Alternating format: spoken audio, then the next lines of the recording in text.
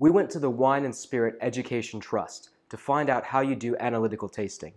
The Wine and Spirit Education Trust is, well, actually, Nick King explains it better than I do. We're an educational trust, and what we do is we develop courses, and we also offer them, but we also then license other people to offer those courses as well. So we cover three broad areas of subject matter. One is wine, the second one is sake, and the third one, which is probably more interesting to you, is obviously spirits. And what does Nick King do? Well, Nick also explains what Nick does better than I do. What I do is I work now pretty much exclusively on the spirits courses, with a little bit of work on sake as well. And what I do is I will develop new courses and develop the materials that go with those courses. So whether it's for educator materials, whether it's student materials, and make sure everything kind of works together so that the student experience, hopefully, and the educator experience is a good seamless one. We asked Nick what you should do when you're trying to have a more thoughtful or analytical approach to your whiskey tasting. So I think the key thing to think about with tasting is that you're obviously using a lot of sense organs. But the thing that people underestimate beyond all else is kind of the grey matter upstairs. You need to allow yourself to think a little bit more about what you're doing. But that's all very easy to say, but I can still remember when I started and I kind of accidentally came into the alcohol industry. I left university, kind of went into weed because I needed a job, went into wine retail, and it kind of went on from there. And I can remember some very experienced members of staff giving me a wine and going, oh, can you not smell this? Can you not smell this? A little citrus, maybe some strawberry, passion fruit, and oh, there's just like the faintest soupçon of like asparagus, and there's just a flutter of like a nutty Edam cheese. If you're very new to something or you haven't really necessarily thought widely about it, you're just going to get an assault of aromas or not, and then you're not quite going to know what to do with those things. It's very much like if you're learning to ride a bicycle. You need to kind of know what it is you're supposed to be doing, and then you can do it, and then you can work with that skill. So it's very much the same thing if you're trying to taste in an analytical way, and this is really what we're concerned with in a more thoughtful tasting. First thing you should really do is, I mean, if you're going to take a kind of a stage approach, you would just want to make a note of its colour. But I say we all know, but we may not necessarily all know, but whiskies and a lot of other aged spirits will have a lot of colour. Brownest of the brown liquors, so tempting. You can't necessarily read too much into that colour, but I mean, if you're going to describe something, you might as well look at how its appearance is. And then you're going to pick the glass up and you're going to give it, you're going to nose it, you're going to smell it. And I would always say, don't just like dive straight in, just kind of come to it gently and then begin to let your nose acclimatise to what's going on. Particularly if you're not experienced in nosing spirits, if you just kind of like put your schnoz straight in, you're going to get overwhelmed and it's going to become quite difficult to kind of get past the fact that you've just hurt yourself. I thought they smelled bad on the outside. And then slowly just start to sniff it and you'll begin to build up. You won't necessarily get everything in one go, so don't try and expect to get everything in one go. Just slowly build it up, build it up, build it up, build it up, build it up. Then what I do like to do is to add a little bit of water.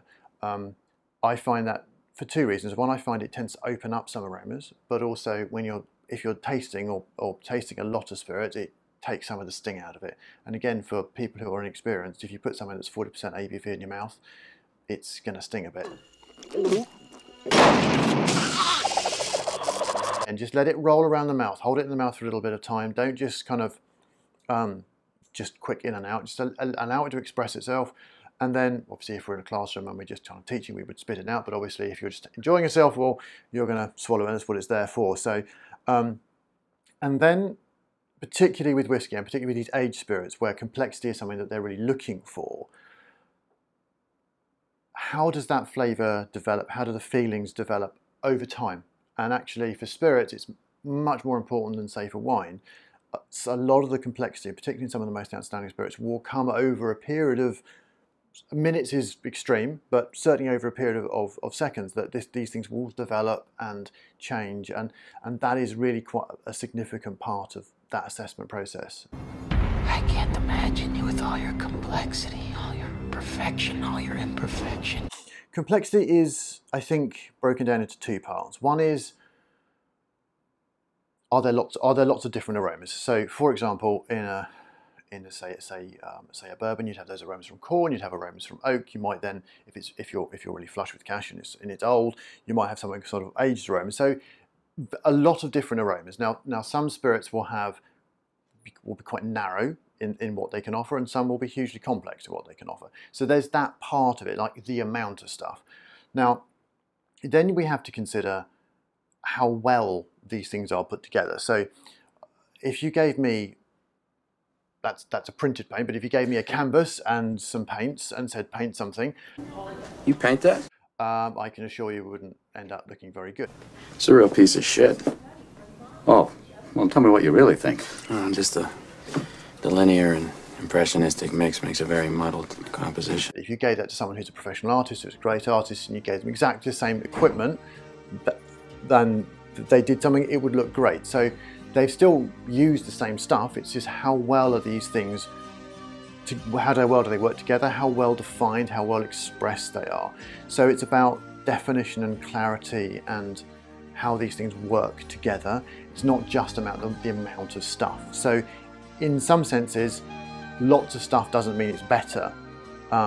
Really, really loud and shouty things doesn't make it better. It's how these things are working together. So it could be only 2 or 3 things, but if they're really beautifully defined and they work together excellently, great. If you've got lots of stuff, it could all become really muddled. So it's quite a subtle thing, but it's one of those things which is quite easy to demonstrate normally if you kind of choose some really good examples to sort of show the differentiation, and then it helps people to kind of understand that. Because when you're just talking about this cold without samples, or when you're reading things, it all becomes very disconnected from the act of tasting and drinking, which is a very kind of the moment thing. So it's much easier to do this with samples and face to face, because it makes so much more sense that way. And you can kind of go, well, I feel this, do you feel that, and so on and so forth. Nick's course is excellent. We did it, we really enjoyed it. If you want more information, you can find it on their website. The link is down below. Give us a thumbs up if you think that it's worthwhile to have a thoughtful, rigorous approach to your whiskey tasting. Leave us some comments down below. And remember, we post a new video every Wednesday, so please subscribe.